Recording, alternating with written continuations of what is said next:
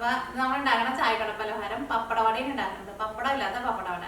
പപ്പടവട കഴിക്കാൻ വേണ്ടിയിട്ട് എല്ലാവർക്കും നല്ല ഇഷ്ടമല്ലോ. ഒരു ഗ്ലാസ് ചായയുടെ കൂടെ പപ്പടവട കഴിക്കാൻ വേണ്ടിയിട്ട് ഇഷ്ടമില്ലാത്ത ഒറ്റ മലയാളി ഉണ്ടാവില്ല. പിന്നെ പപ്പടവട റെഡി ആക്കിയിട്ട് എടുക്കാൻ വേണ്ടിയിട്ട് നല്ല എളുപ്പമാണ്. ഇതിന്റെ മിക്സിംഗ് ഒക്കെ റെഡി ആക്കിയിട്ട് എടുക്കാൻ വേണ്ടിയിട്ട് ഒട്ടും പാടില്ല. പക്ഷെ ഇത് നമ്മൾ പരത്തിയിട്ട് എടുക്കുമ്പോൾ നല്ല കനം കുറച്ചിട്ട് പരത്തിയിട്ട് എടുക്കണം. അല്ലെങ്കിൽ ആ പപ്പടവട നമ്മൾ വറുത്ത് തെങ്ങിയുമ്പോൾ ആദ്യം തണുത്ത പാലിരിക്കുക. അത് നിങ്ങൾ പ്രത്യേകം ശ്രദ്ധിക്കുക. ഒട്ടും കനം ഇല്ലാണ്ട് പരത്തിയിട്ട് എടുക്കുക. പിന്നെ ഇതിലേക്ക് നമ്മൾ വറുത്ത അരിപ്പൊടിയാണ് എടുക്കുന്നത്.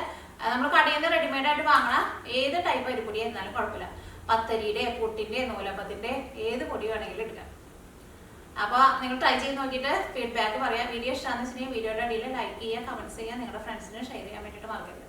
അപ്പോൾ ഈ നമുക്ക് ഒട്ടും സമയം കളയേണ്ടത് നമ്മുടെ പപ്പടവട റെഡി ആക്കിയിട്ട് എടുക്കാം. അപ്പോൾ ഈ നമ്മുടെ അരിപ്പൊടിയും കൊണ്ടുള്ള പപ്പടവട റെഡിയാക്കാൻ വേണ്ടിയിട്ട് പോവാണ്. അപ്പോൾ അതിന് വേണ്ടിയിട്ട് നമുക്ക് അരിപ്പൊടി നമുക്കൊന്ന് വാട്ടിയിട്ട് എടുക്കണം. അപ്പം ഞാനിവിടെ 1 കപ്പ് അരിപ്പൊടിയാണ് എടുത്തേക്കുന്നത്. 1 കപ്പ് അരിപ്പൊടി എടുക്കുമ്പോൾ ആ എടുക്കണ സെയിം കപ്പിൽ തന്നെ 1.25 കപ്പ് വെള്ളം വേണം. അപ്പോൾ വെള്ളം നന്നായിട്ടൊന്ന് തിളപ്പിച്ചിട്ട് എടുക്കണം. അപ്പം ഞാനിവിടെ 1.25 കപ്പ് വെള്ളമായിട്ട് എടുത്തേക്കുന്നത്.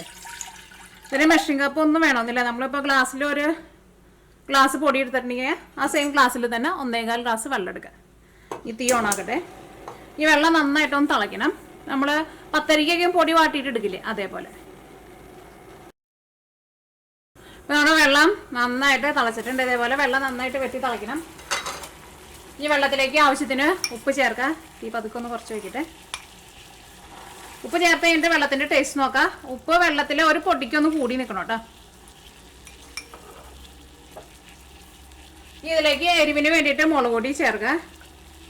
മുളക് പൊടി നിങ്ങളുടെ എരിവിനനുസരിച്ചിട്ട് ചേർക്കുക. അപ്പം ഞാനിതിലേക്ക് 1 ടേബിൾ സ്പൂൺ മുളക് പൊടിയാണ് ചേർക്കുന്നത്.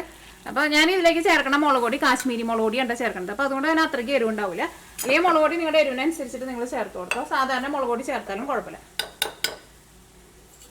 ഇതിലേക്ക് ചെറിയ ജീരകം ചേർക്കുക. ചെറിയ ജീരകം ഞാനിതിലേക്ക് 1/4 ടേബിൾ സ്പൂണാണ് ചേർക്കുന്നത്. ഇതിലേക്ക് എള്ളും ചേർക്കണം. കറുത്ത എള്ളാണ് ചേർക്കുന്നത്. എള്ള് ഞാനിതിലേക്ക് കുറച്ച് കൂടുതൽ ചേർക്കുന്നുണ്ട്. ഞാനൊരു 3/4 ടേബിൾ സ്പൂൺ എള്ള് ചേർക്കുന്നുണ്ട്.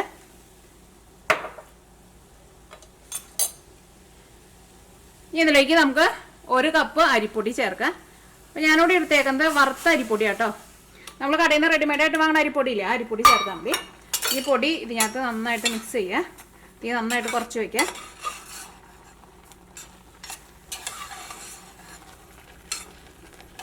ഇനി ഞാനിവിടെ തീ ഓഫ് ചെയ്യാണ്. ഈ പൊടി വെള്ളത്തിൽ നന്നായിട്ട് മിക്സ് ആവണം.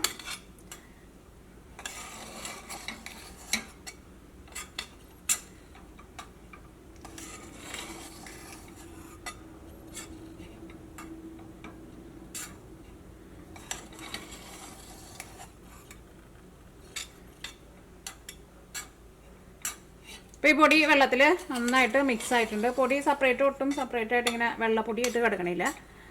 ഇനി ഇത് ഒന്ന് ചെറുതായിട്ട് ചൂടാറി കഴിയുമ്പോൾ നമ്മൾ ചപ്പാത്തിക്ക് കുഴച്ചിട്ട് എടുക്കില്ലേ, അതേപോലെ നല്ല സോഫ്റ്റായിട്ട് കുഴച്ചിട്ട് എടുക്കണം. ഒന്ന് ചെറുതായിട്ടൊന്ന് ചൂടാറാൻ വേണ്ടിയിട്ട് വെയിറ്റ് ചെയ്യുക.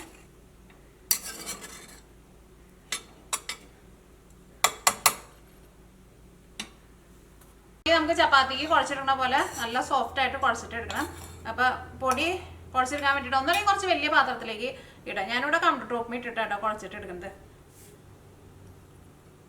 ഇപ്പോൾ നല്ല ചൂടുണ്ട്. ചെറിയ ചൂടോട് കൂടിയിട്ട് കുഴച്ചിട്ട് എടുക്കണം. അപ്പോഴേക്ക് നല്ല സോഫ്റ്റായിട്ട് കുഴച്ചെടുക്കാൻ വേണ്ടിയിട്ട് പറ്റും.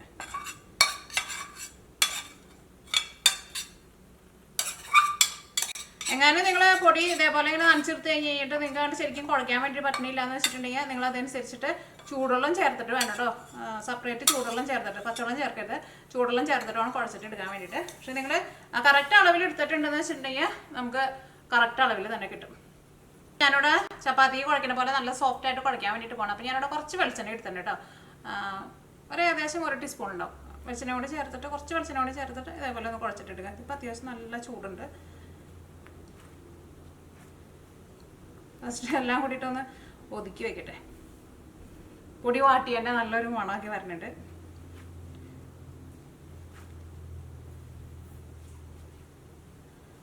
അപ്പോൾ ഇതിലേക്ക് എടുക്കണ അരിപ്പൊടി നമ്മൾ കടയിൽ നിന്ന് പാലപ്പത്തിൻ്റെ പൊടി അല്ലെങ്കിൽ വെള്ളയപ്പത്തിൻ്റെ പൊടി, പുട്ടിൻ്റെ പൊടിയൊക്കെ എടുക്കില്ല. അങ്ങനത്തെ ഏത് ടൈപ്പ് പൊടിയായിരുന്നാലും കുഴപ്പമില്ല കേട്ടോ.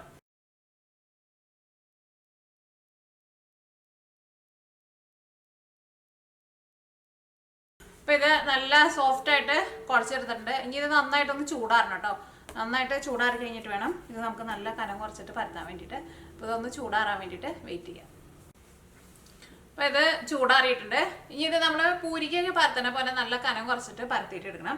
അപ്പോൾ ഒന്നല്ലെങ്കിൽ നിങ്ങൾക്ക് ചപ്പാത്തി പോലെ വെച്ചിട്ട് പരത്തിയിട്ട് എടുക്കുക, അല്ലെങ്കിൽ ചപ്പാത്തി പ്രസ് ഉണ്ടല്ലോ, ചപ്പാത്തി പ്രസ്സിൽ വെച്ചിട്ട് പരത്തിയിട്ട് എടുക്കുക, അല്ലെങ്കിൽ നമുക്ക് ഇതിൽ നിന്ന് ഇങ്ങനെ ഓരോ ചെറിയ ഉരുളയാക്കിയിട്ട് എടുക്കുക.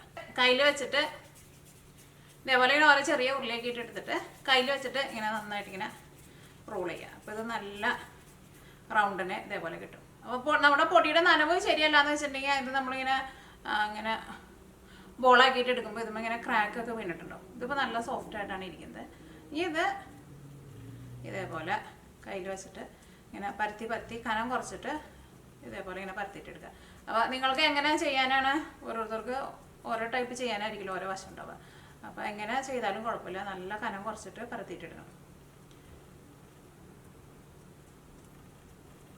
അപ്പോൾ ഇങ്ങനെ ചെയ്യുമ്പോൾ നമുക്ക് വല്ല TV എന്തെങ്കിലുമൊക്കെ കണ്ടുകൊണ്ടിരുന്നിട്ട് ചെയ്തിട്ടുണ്ടെന്ന് വെച്ചിട്ടുണ്ടെങ്കിൽ നമ്മൾ ചെയ്യുമ്പോൾ അതുകൊണ്ട് നേരം പോണതറിയില്ല, പെട്ടെന്ന് നമുക്ക് ചെയ്യാൻ വേണ്ടിയിട്ട് പറ്റും.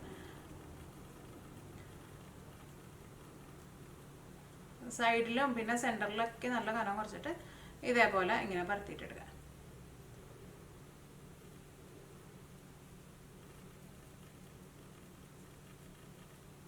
അപ്പോൾ എങ്ങനെയാണെന്ന് വെച്ചിട്ടുണ്ടെങ്കിൽ ഈസി എങ്ങനെയാണെന്ന് വെച്ചിട്ടുണ്ടെങ്കിൽ അങ്ങനെ ചെയ്യുക. നല്ല കനം കുറച്ചിട്ട് പരത്തണം കേട്ടോ. അപ്പോഴായിരിക്കും നല്ല ടേസ്റ്റ് ഉണ്ടാവും. അപ്പോഴായിരിക്കും ഇത് നല്ല ക്രിസ്പി ആയിട്ട് വരാം. കനം കൂടിയിട്ട് ഇരുന്നിട്ടുണ്ടെന്ന് വെച്ചിട്ടുണ്ടെങ്കിൽ നമ്മൾ വറുത്തെടുത്ത് കഴിഞ്ഞിട്ടുണ്ടെങ്കിൽ ഇതങ്ങോട്ട് ആകെ തണുത്ത പോലെ ഇരിക്കും. അപ്പോൾ ഇത് എത്ര കനം കുറച്ചിട്ട് പരത്തണോ അതാണ് ഇതിൻ്റെ ടേസ്റ്റ്. ഇനി നമുക്ക് ചപ്പാത്തി പോലെ വെച്ചിട്ട് പരത്താന്ന് വെച്ചിട്ടുണ്ടെങ്കിൽ ഇതിൽ നിന്ന് ഇതേപോലെ ഇങ്ങനെ കുറച്ച് വലിയ ബോൾ എടുത്തിട്ട് ഇതേപോലെ ഇങ്ങനെ റോൾ ചെയ്തിട്ടെടുക്കുക. ഇത് നമ്മൾ ചപ്പാത്തി പോലെ വെച്ചിട്ട് പരത്താൻ വേണ്ടിയിട്ട് പോകണം. അപ്പോൾ അതിന് മുമ്പായിട്ട് ഞാനിവിടെ കുറച്ച് എണ്ണ വെച്ചിട്ടുണ്ട്. എണ്ണയിൽ ഞാനൊന്ന് മുക്കിയിട്ടുണ്ട്. അല്ലെങ്കിൽ ചിലപ്പോൾ ഈ അടിഭാഗം ചിലപ്പോൾ നമ്മൾ ലാസ്റ്റ് പരത്തി കഴിയുമ്പോൾ എടുക്കാൻ വേണ്ടിയിട്ട് ചിലപ്പോൾ ഇതിന് ഒട്ടി പിടിച്ചിട്ടിരിക്കും.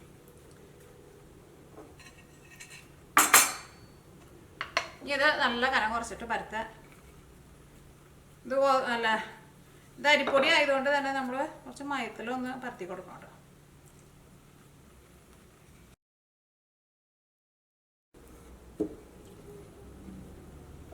ഇപ്പോൾ നല്ല കനം കുറച്ചിട്ട് പരത്തിയിട്ടുണ്ട്. അപ്പോൾ ഞാനിവിടെ ഒരു പാത്രത്തിൻ്റെ മൂടി എടുത്തിട്ടുണ്ട്. ഇത് വെച്ചിട്ട് നമുക്ക് ഷേപ്പ് ആക്കിയിട്ടുണ്ട്.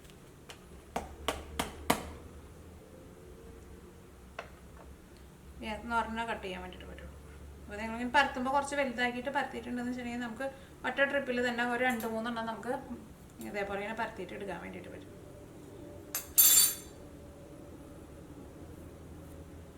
അപ്പോൾ ഇതേപോലെ കിട്ടും. എന്നിട്ട് നമ്മൾ കയ്യിലെടുത്ത് കഴിഞ്ഞിട്ടും ചിലപ്പോൾ ഈ സൈഡിൽ ചിലപ്പോൾ കുറച്ച് കനം കൂടുതലുണ്ടാവും. കൈ കൊണ്ട് ജസ്റ്റ് ഒന്നുകൂടി ഒന്ന് കനം കുറച്ച് കൊടുത്തോട്ടോ. അതേപോലെ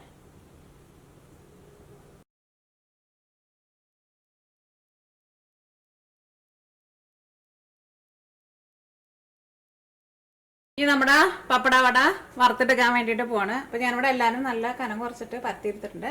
അപ്പോൾ നമ്മുടെ വറുത്തെടുക്കാനുള്ള ഓയിൽ നന്നായിട്ട് ചൂടായിട്ടുണ്ട്. ഓയിൽ നന്നായിട്ട് ചൂടായി കഴിഞ്ഞിട്ട് വേണം ഇടാൻ വേണ്ടിയിട്ട്.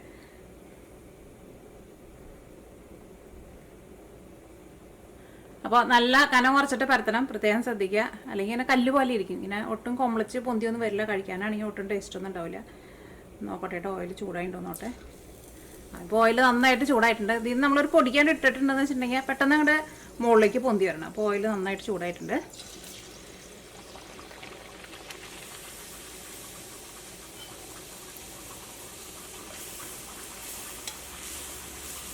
അങ്ങനെ പൊന്തി വന്നു കഴിഞ്ഞിട്ടുണ്ടെന്ന് വെച്ചിട്ടുണ്ടെങ്കിൽ പിന്നെ തീ പതുക്കൊന്ന് കുറച്ച് വയ്ക്കുക. ഇത് കണ്ടോ, ഇതിപ്പോൾ നന്നായിട്ട് പൊന്തി വന്നിട്ടില്ലേ. ഇതേപോലെ ഇങ്ങനെ നന്നായിട്ട് ഇങ്ങനെ പൊന്തി വരും. നല്ല കനം കുറച്ച് പരത്തിയിട്ടുണ്ടെങ്കിൽ. പിന്നെ പൊന്തി വന്നു കഴിഞ്ഞിട്ടുണ്ടെങ്കിൽ പിന്നെ നിങ്ങൾ തീ ഒരുപാട് കൂട്ടി വയ്ക്കരുത്. ഒരു മീഡിയം ഫ്ലെയിമിൽ വയ്ക്കുക. അല്ലെങ്കിൽ നമുക്ക് ശരിക്കാണ്ട് വെന്ത് കിട്ടില്ല. എപ്പോഴും ഓയിലിന് ഒരു അത്യാവശ്യം നല്ല ചൂടുണ്ടാവണം.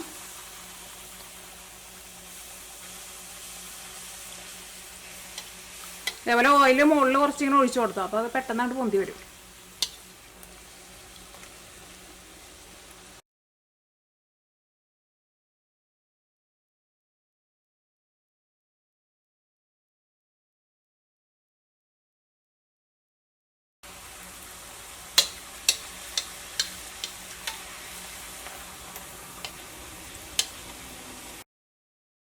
നമ്മുടെ പപ്പടവട റെഡി ആയിട്ടുണ്ട്. ഇനി ഒരു 5-6 കൂടി ഉണ്ടാക്കാനുണ്ട് കേട്ടോ. അത് ഞാൻ പരത്തിയിട്ടില്ല. അതും കൂടിയിട്ട് ഇനി പരത്തിയിട്ട് വറക്കണം. ഇപ്പം നമ്മുടെ പപ്പടം ഇല്ലാത്ത പപ്പടവട നന്നായിട്ട് ചൂടാറിയിട്ടുണ്ട്. ഇത് നല്ല ക്രിസ്പി ആയിട്ടാട്ടോ ഇരിക്കുന്നത്.